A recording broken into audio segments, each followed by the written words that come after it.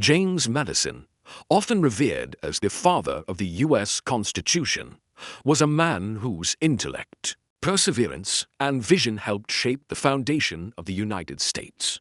Born on March 16, 1751, in Port Conway, Virginia, Madison grew up.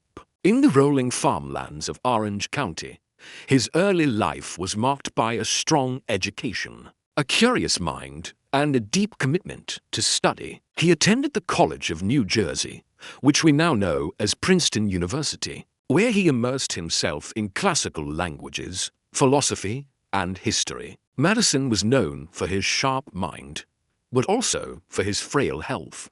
Yet, despite recurring illnesses, he developed a mental stamina that would serve him in the difficult years ahead. From a young age, Madison was deeply interested in questions of governance, human rights, and the proper balance of power in society. These interests would eventually propel him into the heart of America's struggle for independence and its formative years as a nation.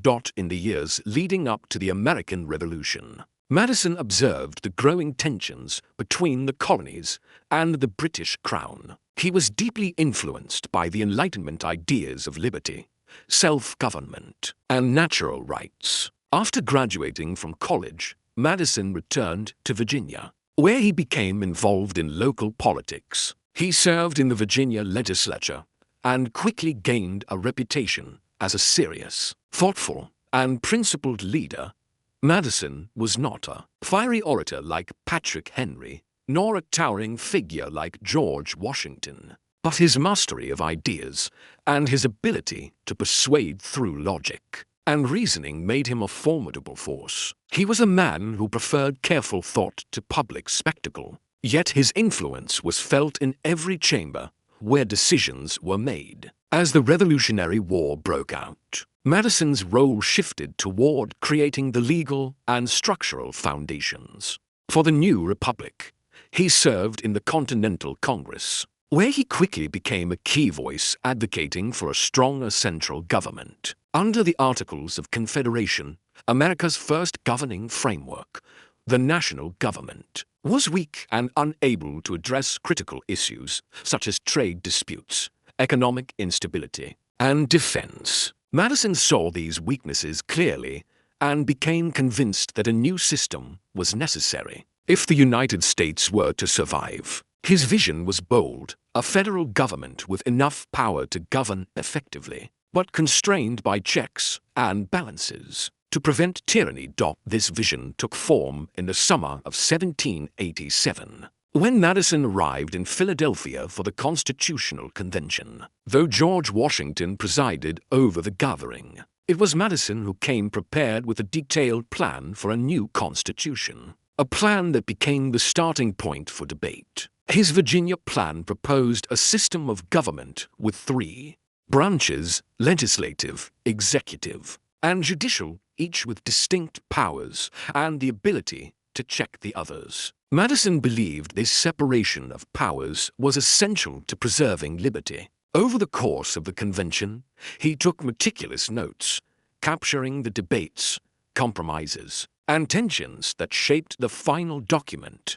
These notes remain one of the most valuable historical records of the convention's proceedings. Madison's influence was so profound that his colleagues began referring to him as the Constitution's father. But creating the Constitution was only half the battle. The document still had to be ratified by the states, and many Americans were skeptical of a stronger federal government. To address these fears, Madison teamed up with Alexander Hamilton and John Jay to write a series of essays defending the new Constitution. These essays, known as the Federalist Papers, became a cornerstone of American political thought. Madison's contributions, including the famous Federalist No. 10 and Federalist No. 51, explained why a large republic could best protect individual rights and how the separation of powers would safeguard liberty. His clear, persuasive arguments helped turn public opinion in favor of ratification. Once the Constitution was adopted, Madison's focus shifted to ensuring that it would protect the rights of the people.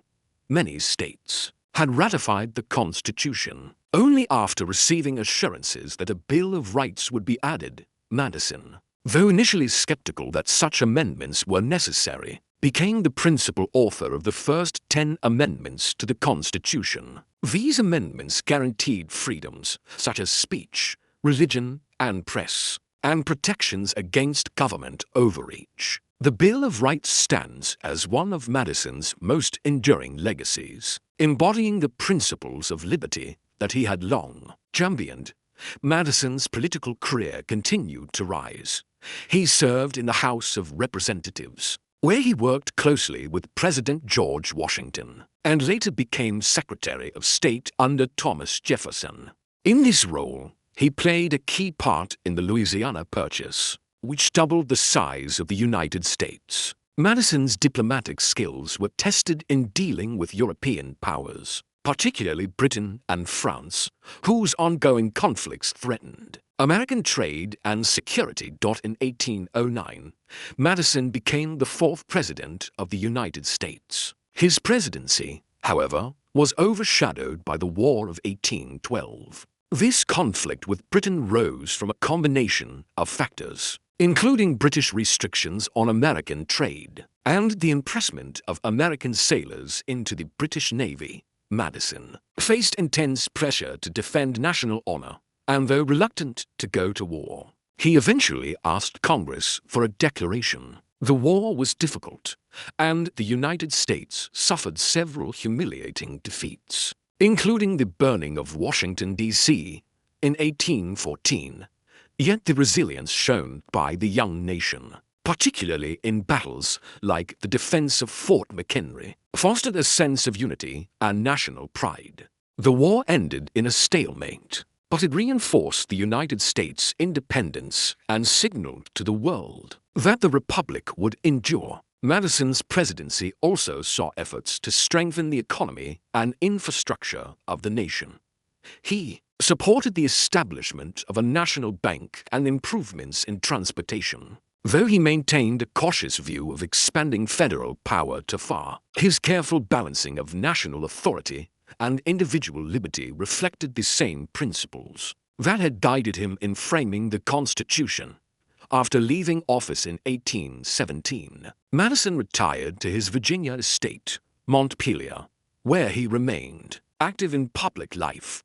He corresponded with political leaders, advised future presidents, and continued to defend the Constitution he had helped create. He served as president of the University of Virginia, working alongside his friend and former rival Thomas Jefferson to promote education as essential to a functioning democracy.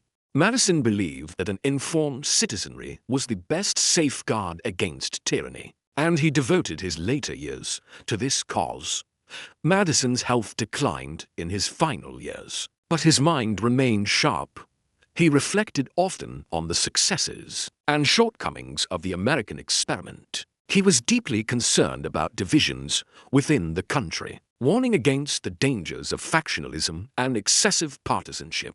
Yet he also took pride in the endurance of the Constitution and the liberties it protected. On June 28, 1836, James Madison passed away at the age of 85, leaving behind a legacy unmatched in American history.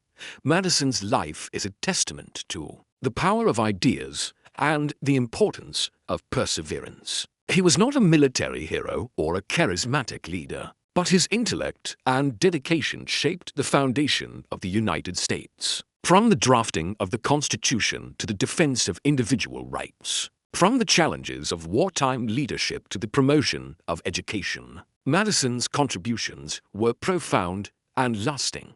He understood that the work of building a nation was never truly finished, and that each generation must renew its commitment to liberty and justice. Today, James Madison's vision continues to guide the United States, reminding us that the principles of self-government, balanced power, and individual freedom remain the bedrock of the American experiment.